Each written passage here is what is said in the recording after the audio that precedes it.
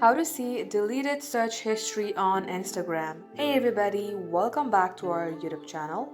In today's video, you will learn how you can see all the search history that you deleted from your Instagram account.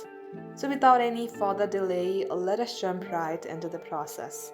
Head over to your Instagram application from your device and get logged into your Instagram account. Now, in order to see the search history, tap on the search icon from your bottom bar. Then it will show you all of the search history. You can also go ahead and tap on see all to see all the search usernames. Another way you could do that is by tapping onto your profile on your bottom right.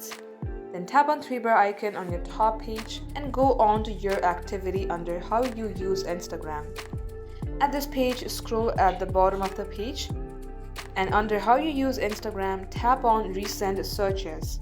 And at this page, you can also see all the search history and also the one that you deleted. So that wraps up today's tutorial. Thank you for watching the video till the very end. In case you would like to see more videos on this topic, then do comment down below.